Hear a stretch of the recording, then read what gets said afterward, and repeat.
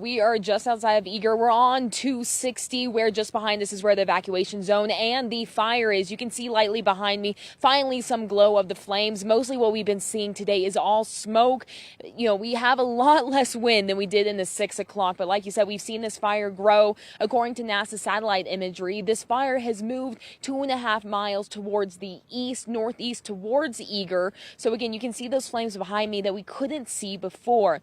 But fire officials say it really was the perfect storm for extreme fire weather leading into this massive fire. They say dry conditions in the winter mixed with the red flag warning really created some dangerous fire conditions. Now, according to the U.S. Drought Monitor, this area is in extreme drought conditions. This mixed with winds up to 35 miles per hour is what's fueling this fire as it continues to push northeast.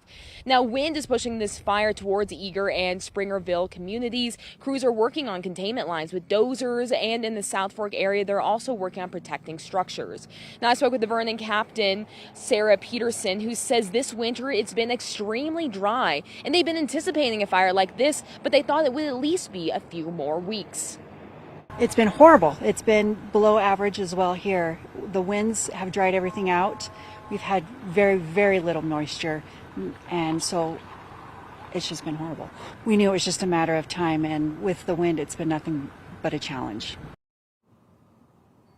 Her crew, along with fire crews from across the state and even out of state, are here. The U.S. Forest Service is also increased their local crew size before this wind event to prepare for a fire like this. But again, like you guys were saying, we have a number of evacuation orders to go and people to be ready to leave. So she just wants to emphasize, if you are told to go or even just to get set to go, make sure you're prepared. Make sure you have all those essentials so that if you get switched to go status, you can leave in a matter of minutes. We have all that information for evacuation shelters and what evacuation zones there are on our website, azfamily.com.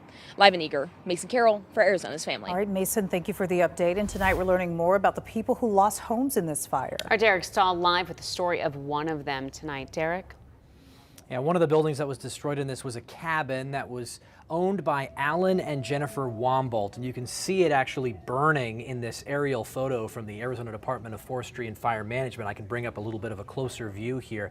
There it is in flames yesterday. This is what the cabin looked like. It was stunning. It was a 3,000 square foot custom built cabin. Take a look at some drone video they took of this place. It was custom designed by a builder in British Columbia, Canada, with special carvings, special eagle carvings. And then the pieces were shipped down here to Arizona, and the Canadian crew came down and they built it in Greer in 2003.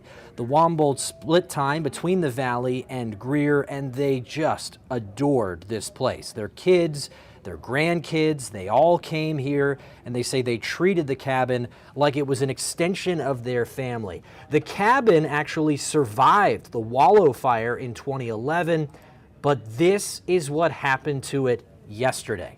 You can see a neighbor took this video and it's just up in flames. The cabin was destroyed. We spoke with the Wombolts today by phone, and they were absolutely in tears telling us about what it means to lose this piece of their family, this mountain home that they had owned for so long. In the newsroom, I'm Derek Stahl for Arizona's Family. Oh, such a beautiful